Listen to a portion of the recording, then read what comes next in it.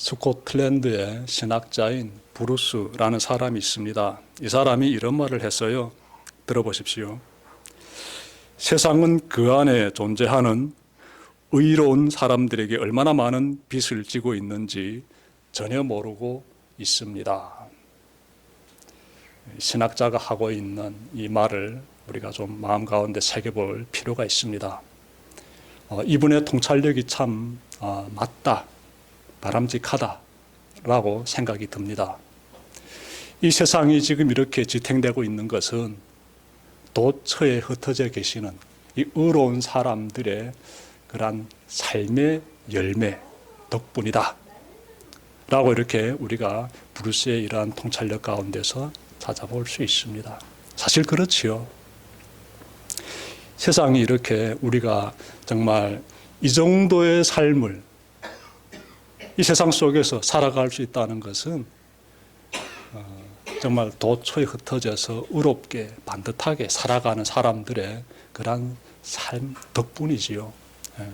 저는 그런데 이 브루스가 말하는 세상 안에 존재하는 의로운 사람들이라는 이 부분을 좀 변형시키고 싶습니다. 그래서 의로운 사람들이 아닌 사랑하며 사는 사람들이라고 이렇게 좀 변형시키고 싶어요. 즉 다시 말씀드리면 우리가 이렇게 살아갈 수 있는 것은 이 사회가 지금까지 이렇게 잘 지탱되어 올 수 있었던 것은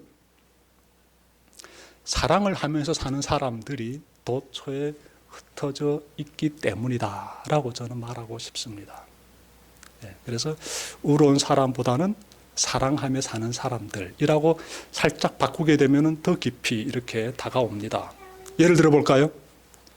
우리 가정을 한번 생각해 봅시다. 이 가정은요, 사회를 지탱시키는 굉장히 초석가드 같은 역할을 하고 있지요. 이 사회가 든든하게 세워지려면 가정들이 든든해야 돼요. 그러면서 본다라게 되면 가정이라는 것은 사회를 잘 견고하게 정말 떠받들어주는 뿌리와도 같지요. 그런데 가정이 든든해지려면 뭐가 있어야 되겠습니까? 사랑이 있어야 되죠. 사랑이 있어야 되죠. 부모들이 자기 욕망만을 추구하면서 내 인생은 내가 살아야 돼 라고 이렇게 막 주름 잡으면서 사신다 라면은 각 가정의 부모들이 말입니다. 그러면 그 자녀들은 뭘 보며 자라겠습니까? 그 자녀들도 부모가 사는 삶을 보고 나서 자신도 부모를 따라서 살게 돼요. 그러면 이 사회가 어떤 사회로 바뀌어지게 되는가 하면은요, 자기 욕망만을 쫓는 사람들로서 득실거리는 사회가 돼버리지요. 자기 욕망만을 쫓으면서 사는 사람들, 자식들이 어떻게 자라든 말든 내 욕망 중심에서 사는 사람들을 가리켜서 우리는 사랑하는 사람, 사랑을 베푸는 사람, 사랑을 위해서 헌신하는 사람이라고 말하지 않습니다. 굉장히 이기적인 사람이다라고 그렇게 그냥 평가하지요. 여러분, 사회 가운데 사랑이 빠지고 너나 내나 그렇게 자기 이기심에 꽉 차가지고 자기 욕망만을 추구해서 산다라면은 그런 사회는 지옥과도 같은 사회, 생지옥 같은 사회지요.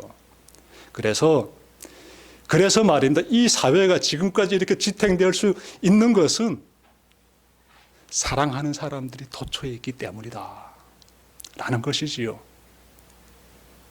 사랑이란 뭐겠습니까? 사랑이란 타인을 위해서 아낌없이 주는 거지요. 내가 사랑하는 그 대상을 위해서 내가 나의 것을 아낌없이 주는 것, 그것이 사랑이지요. 다른 말 하게 되면 자기 희생이 또한 되겠습니다. 그러니 그렇게 타인을 위해서 배려하는 사람이 있을 때 그 사회 가운데서 사랑이 흐르게 되고 사회가 지탱이 되고 지금까지 이 세상이 이렇게 흘러올 수 있었던 것 아니겠습니까? 근데 그 사랑이 어디에서부터 오는가 봤더니 그 사랑이 하나님에게서부터 온다라는 것이에요. 오늘 본문 말씀 요한일서 4장 7절부터 10절이지요. 말씀 보게 되면은 하나님께서 하나님께서 바로 그렇게 사셨어요. 그 하나님이 지니고 계시는 그 사랑을 보니까 그냥 아낌없이 주는 사랑이었어요. 어느 정도까지? 내 외아들까지 기꺼이 내어놓는 사랑이에요. 저는 그렇게 할 자신이 없습니다. 저는 제 아들 우리 지훈이를 이렇게 막 내놓을 수 있는 그런 자격도 없고 그럴 만한 뜨거운 사랑도 지니지 못한 사람이에요. 내 자식이 너무나 소중하기 때문에 감히 내 자식을 내가 이렇게 내놓는다, 희생시킨다, 내가 대신 죽으면 죽었지 내가 내 자식을 희생시킬 자신이 전혀 없습니다. 저는. 근데 하나님께서 자신의 그 외아들을, 다시 말씀드리면 성자 하나님을 이 세상으로 보내셔가지고 우리를 어떻게 구원하셨잖아요. 오늘 말씀 보게 된 그 부분에서 이렇게 말씀하고 있습니다. 9절 보십시오. 하나님의 사랑이 우리에게 이렇게 드러났으니 곧 하나님이 자기 외아들을 세상에 보내주셔서 우리로 하여금 그로 말미암아 살게 해주셨다는 거예요. 살게 해주셨어요. 우리가 죽을 수밖에 없는 상황에 놓여 있는 거예요. 근데 하나님께서 우리를 살리시기 위해서 자신의 아들을 보내주셨다. 이것이 무엇이다? 이것이 바로 하나님의 사랑이다라는 거예요. 10절 보십시오. 사랑은 이 사실에 있으니 곧 우리가 하나님을 사랑한 것이 아니라 하나님이 우리를 사랑하셔서 자기 아들을 보내어 우리 죄를 위하여 화목제물이 되게 하신 것입니다. 그러면 우리가 깨닫게 되지요. 우리 북한에 있을 때도 사랑을 경험했어요. 저희 부모님이 저희 자녀들을 키울 때 많이 희생적인 사랑을 보여주셨습니다. 제가 지금도 잊혀지지 않습니다. 북한 땅에서도 사랑이 흐르고 있어요. 대한민국 땅에도 사랑이 흐르고 있지요. 그러면 그러한 사랑이 어디서부터 흘러나왔느냐 보니까 그 사랑은 하나님의 피조물인 우리 인간이 지금 행하고 있는 이러한 사랑은 우리의 창조주이신 하나님으로부터 비롯된다는 거예요. 그분이 자신의 형상대로 우리를 창조하셨지 않았습니까? 그러니 우리 내면의 본성 가운데는 그 하나님의 그 사랑이 깔려 있는 거죠. 우리 마음 가운데 다 양심이 있지 않습니까? 양심이 어떻게 작동되지요? 사랑으로 작동되지요. 이 양심이 없는 놈이라는 말, 너 사랑을 왜 행하지 않느냐 이 말이지요. 그 사람 정말 양심적으로 산다. 그 사람 정말 사랑을 실천하며 산다 그 말이지요. 북한에서도 양심이라는 단어가 굉장히 강조되고 있습니다. 그래서 우리가 이렇게 볼 수 있는 것이지요. 우리가 흩어져서 사는 사람들 가운데서 굉장히 이타적인 사람들, 가정을 위해서 희생하는 부모들의 모습이라든지, 누군가를 위해서 자신의 것을 막 이렇게 희생시키는 그러한 아름다운 사람들의 모습이라든지, 즉 타자를 위해서 자신을 희생시키는 그러한 아주 귀한 사랑의 모습들은 사실 하나님으로부터 왔다는 거예요. 이걸 좀 기억했으면 좋겠습니다. 하나님의 사랑에서 우리가 5가지 특징을 발견하게 되는데요. 첫째로 하나님의 사랑은 영원 불변한 사랑입니다. 영원 불변한 사랑. 여러분, 사랑이 변하면 굉장히 고통스럽습니다. 사랑은요, 변하면 안 되지요. 여러분, 사랑이 변하면 안 되는데 굉장히 잘 변하는 것 같아요. 인간들이 살아가면서 경험하고 있는 사랑은 보니까 많이 변하고 있어요. 요동칩니다. 하나님의 사랑은 변하지 않아요. 불변합니다. 영원 불변해요. 그분의 사랑은. 그런데 우리 인간들이 삶의 자리에서 경험하고 있는 사랑은 자꾸 변동이 심해요. 언제는 내가 너를 위해서 생명까지 바쳐줄게 라면서 사랑이 막 달아오르다가 어느 순간 보게 되면 그것이 다 식어가지고 냉랭합니다. 원인이 어디에 있지요? 그 사랑이 감정에 의해서 좌우되기 때문에 그래요. 여러분이 품고 있는 사랑이 감정에 의해서 휘둘림을 받는다 라면은 그 사랑은요, 위태로운 사랑이에요. 위태로운 사랑이에요.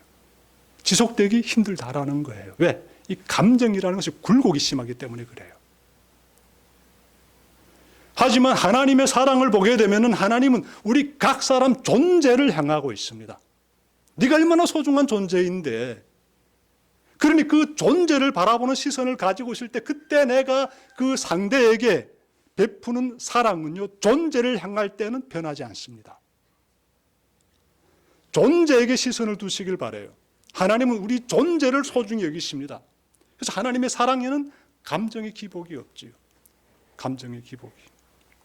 여러분, 하나님의 사랑이 만약 감정의 영향을 받는다면 하나님과 우리 사이의 관계는 이미 전에 파탄나게 됩니다. 왜 그럴까요? 우리가 범죄하고 하나님을 떠나서 내 멋대로 살려고 할 때 하나님은 성경 보게 되면요, 분노하십니다. 화내십니다. 하나님이 화내세요. 분노하세요. 하나님이 사랑이 감정의 영향을 받는다면 그때 이미 우리와 하나님과의 관계는 다 깨져버리게 돼요. 근데 하나님의 사랑은 그렇지 않다는 것이지요. 그럼에도 불구하고 하나님은 우리 존재를 소중히 여기시기 때문에 변함없이 사랑하시고 돌아오기를 기다리시고 돌아오게 되면 품어주시는 거예요. 하나님의 사랑이에요. 그래서 우리가 이런 사랑을 본받아 가야지요. 감정의 영향을 받는 사랑을 실천하는 사람들인 것이 아니라 그 존재의 소중함을 바라보면서 영원 불변하신 하나님의 사랑을 나 또한 삶 가운데서 실천해내는 그런 그리스도인들 여러분들 다 되시길 바랍니다. 두 번째로 하나님의 사랑이 가지고 있는 특징은 아낌없이 주는 사랑이에요. 아낌없이. 우리를 향한 하나님의 사랑하게 되면 그냥 모든 것을 주는 사랑이에요. 모든 것을 주는 사랑. 예. 여러분, 하나님은 우리를 위해서 정말 아름다운 이 지구를 주셨어요. 이 지구 생태계를 보게 되면은 누굴 위해서 이걸 만드셨습니까? 우리를 위해서 만드신 거예요. 이 지구 생태계를 하나님께서 만드신 이유는 우리가 이곳에서 하나님을 경배하는 자로서 살게 하도록 하기 위해서 우리에게 선물로 하나님께서 주신 것이지요. 우리가 돈 주고 산 거 아니잖아요.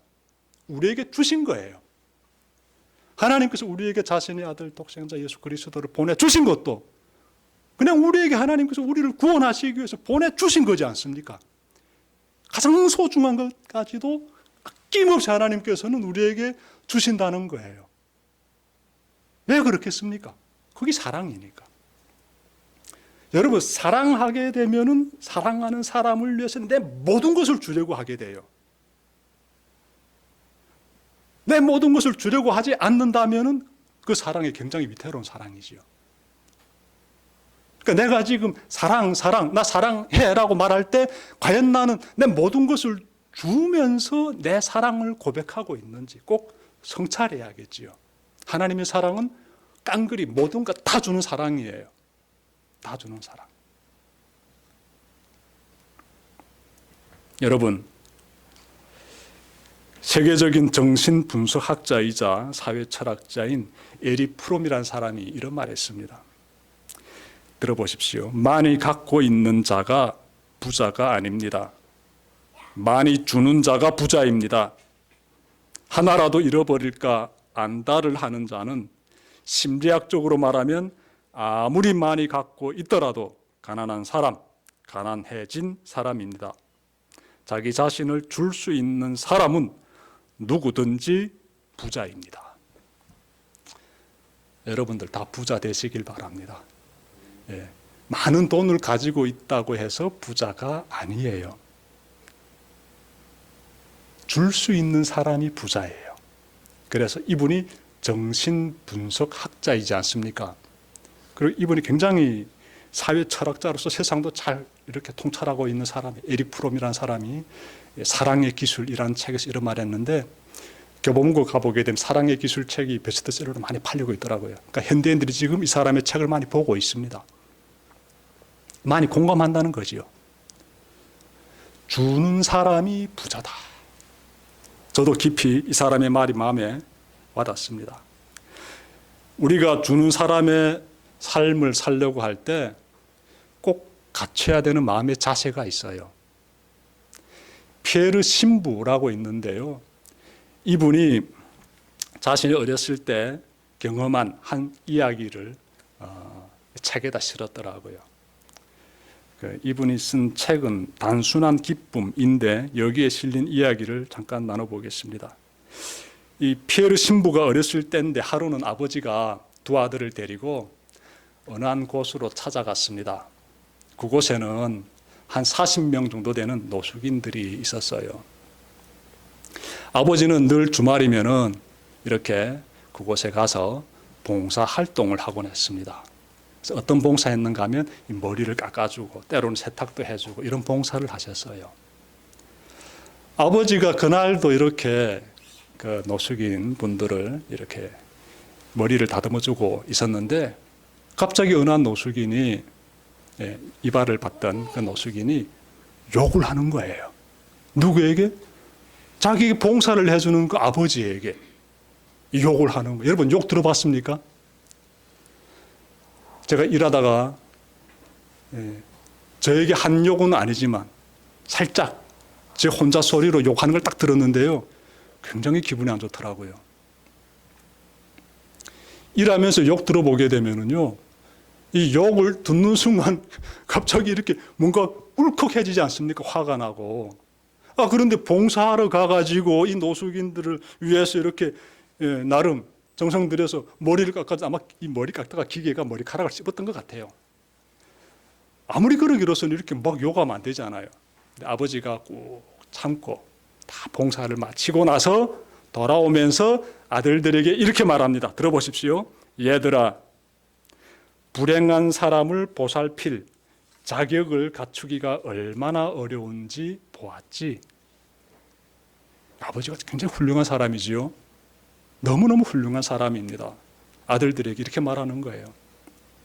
나에게 욕했던 그 노숙자를 이렇게 비판하는 것이 아니라 우리가 저렇게 어려운 사람들을 섬길 수 있는 그러한 자격을 갖추는 것이 얼마나 어려운지 잘 보았지라고 말하고 있지 않습니까? 이것이 바로 주는 사람이 갖춰야 할 기본적인 자세입니다. 주는 것도 굉장히 중요해요. 그냥 이렇게 주는 식으로 이렇게 하면 안 된다는 거예요. 때로는 내가 주는 것으로 인해서 욕을 받아 먹을 수도 있어요. 그럼에도 어떻게? 그거를 내색내하지 말고 소화시키면서 그 사람을 수용하면서 품어주면서 그렇게 그래도 사랑합니다. 그래도 내가 당신을 위해서 이렇게 주고 싶습니다. 이런 자세가 절실히 필요하다는 것이에요. 여러분 모두 그렇게 살았으면 좋겠습니다.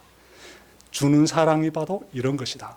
주는 사랑의 모습이 이런 모습이다. 여러분들이 잘 기억하시고 아낌없이 상대가 나를 실망시킬지라도 넉넉하게 그걸 다 수용하면서 배남없이 품어주고 또 나눠주는 그런 여러분들의 삶이 되시길 바랍니다. 세 번째로 하나님의 사랑은 수정같이 맑은 사랑이에요. 사랑은요, 맑아야지요. 무슨 말씀인가 하면 신명기 32장 4절 말씀 들어보십시오. 그는 반석이시니 그가 하신 일이 완전하고 그의 모든 길이 정의롭고 진실하고 거짓이 없으신 하나님이시니 공의로우시고 바르시도다.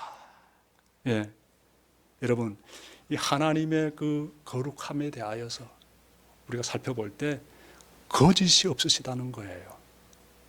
거짓이 없다는 것은 맑다는 거지요. 아주 순결하다는 것이지요. 사랑은 순결해야지요.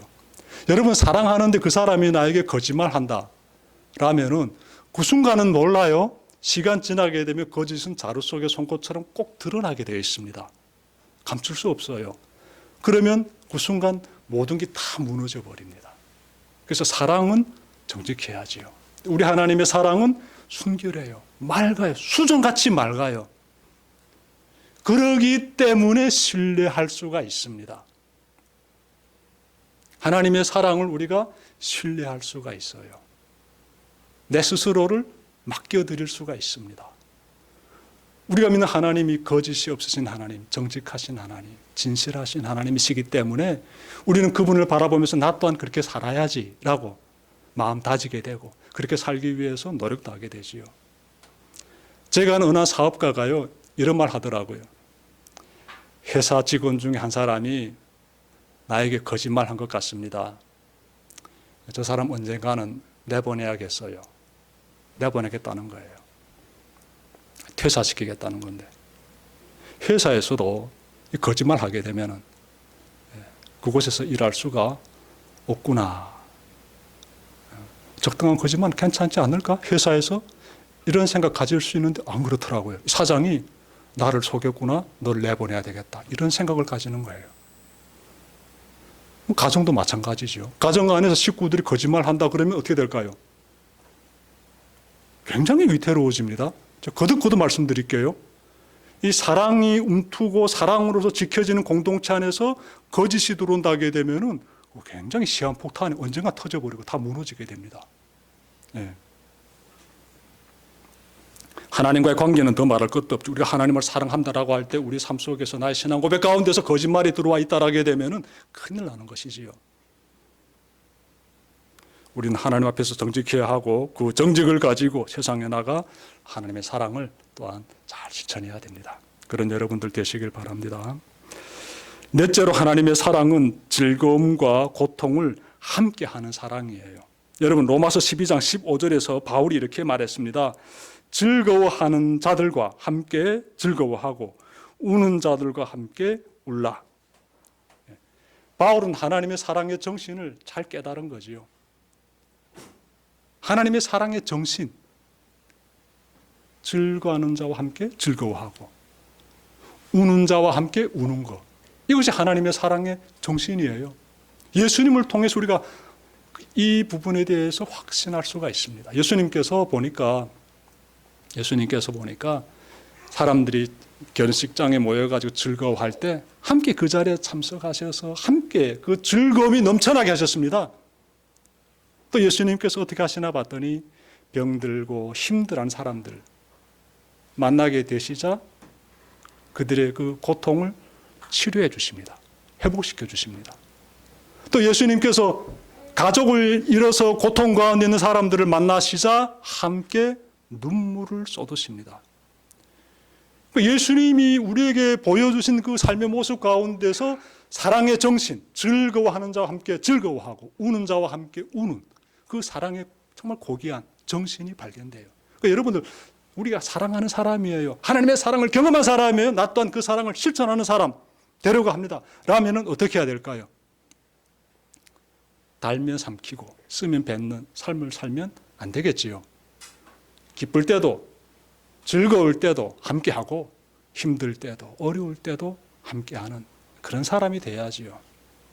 네. 여러분, 제가 우리 교회 단톡방을 지난주 토요일 날에 다 이렇게 해체시켜 놨습니다.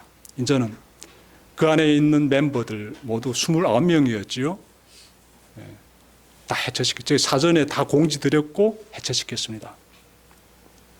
왜 그랬을까요? 제가 설명은 다 올려드렸지요. 왜 그랬는지.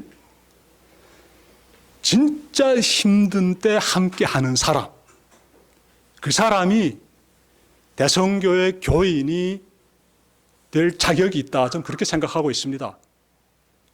하나님의 사랑 가운데서 우리가 그 사랑을 실천하는 사람이 되기 위해서는 힘들 때 어깨 들이밀고 함께하는 사람, 그 사람이 바로 어떤 사람일까요? 대성교회 공동체 멤버로서 우리 함께 갈 수 있는 사람이지요. 우리 교회 주방이 철거돼서 우리가 좀 어려움을 겪었지만 사실 그 어려움은 지금 우리가 직면한 어려움에 비하면 아무것도 아닙니다. 우리 지난주 공회 때 다 이 부분에 대해서 다 안건으로 나왔기 때문에 알고 있습니다. 알고 있습니다. 간단히 말씀드리면 저도 개척하고 14년 동안 걸어오면서 지금처럼 힘들었던 때는 없었어요. 지금처럼. 그 아내는 저의 사역의 동력자입니다. 아내는. 그런데 한 달 전에 건강검진 받다가 건강에 문제가 생겼다는 소식을 딱 들으니까 앞이 캄캄해졌어요. 앞이 캄캄해졌어요. 편두통으로 워낙 심하게 20년 가까이 앓고 있기 때문에 그 문제 놓고 늘 하나님께 매달리고 있었습니다. 하나님, 한 달 중에서 3분의 2, 즉 20일은 편두통으로 정말 고통스러운 가운데서 심하면 다 토하고 자꾸 집이 빙빙 돌아간대요. 그러다가도 이를 악물고 또 애들은 키워야 되니까, 남편은 목회해야 하니까 돈 벌려고 또 회사 출근해요. 제가 그 삶을 제가 14년 가까이 지켜보고 있습니다. 그 편두통을 얼마나 힘들었는지 제가 14년 가까이 지켜보고 있어요. 그것으로도 끝나지 않고 이번에 또 다른 질병이 생긴 것 같다라고 병원에서 말하니까 앞이 안 보이더란데요. 직면한 상황이 만만치 않기 때문에 내가 또 회사에서 일을 해야 되는 상황이 돼서 제가 보름 전에 취직하지 않았습니까?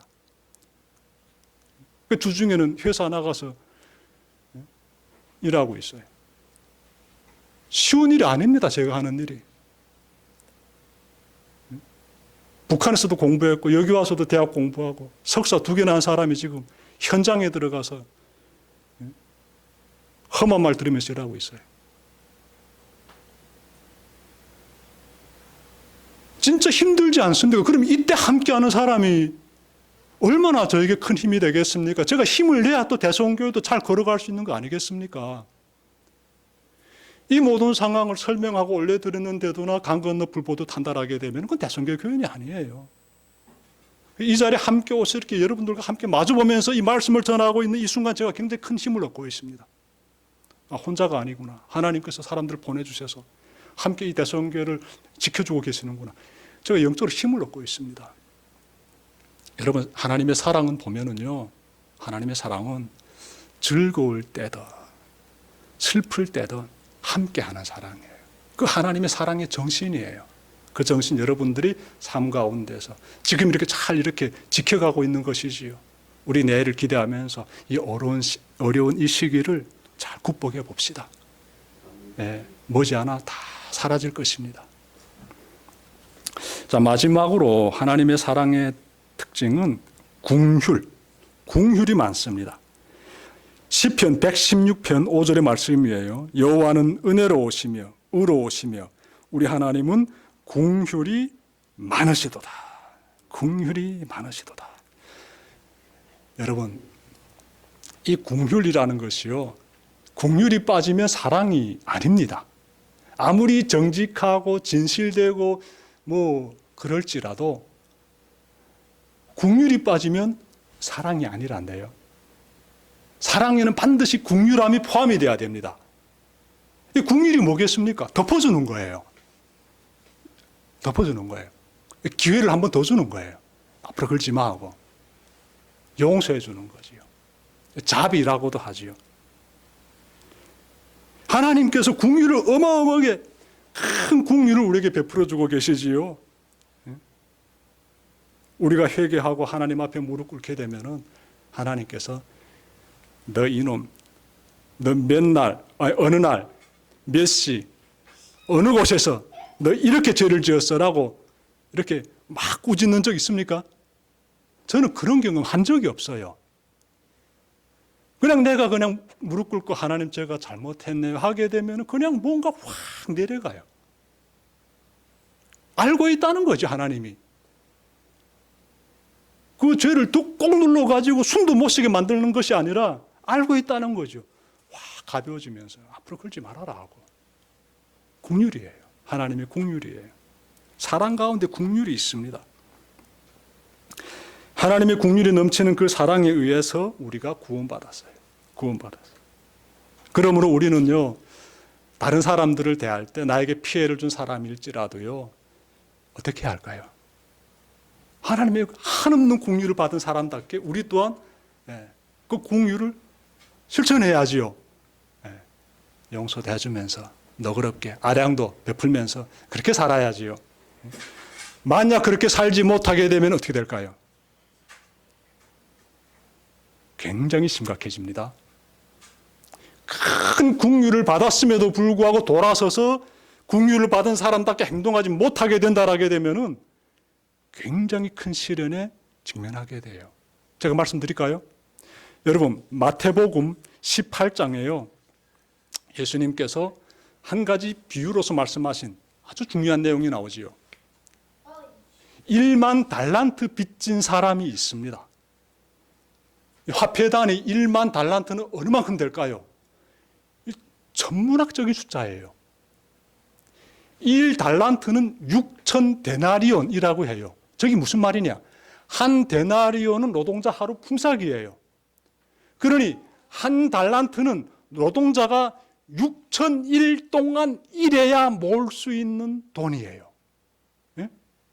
그런데 1만 달란트를 하게 되면은 그럼 그 가치는 어느 만큼 되느냐? 노동자 한 사람이 360을 쉬지 않고 일한다고 했을 때 약 16만 년 동안 100년도 아니고 200년도 아니고 16만 년 동안 그래야 모을 수 있는 돈이 바로 1만 달란트예요.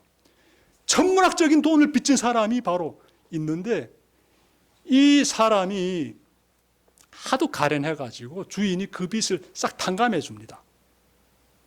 자, 그러면 자유의 몸이 됐잖아요. 이 사람이 돌아가가지고 자기인데 100데나리온 빚진 사람 붙잡고 당장 빚을 갚아라고 을러맵니다. 100데나리온 해봤자 한 사람이 3개월 정도 일하게 되면 모을 수 있는 돈이에요. 그러니 어마어마하게 천문학적인 돈을 탕감받은 사람으로서는 아니 100데나리온 얼마 안 되는 돈이잖아요. 근데 그거 갚으라고 이 사람을 감옥에 집어넣습니다. 다 갚기 전에는 감옥에서 못 나온다라고. 이 사실을 알게 된 주인은, 즉 1만 달란트를 탕감해 준 그 주인은요 분노합니다. 그래서 다시 붙잡아 가지고 옥에 집어넣고 그 빚을 다 갚기 전에는 못 나오게 만듭니다. 죽을 때까지 못 나오는 거예요. 예수님 말씀의 핵심이 뭡니까?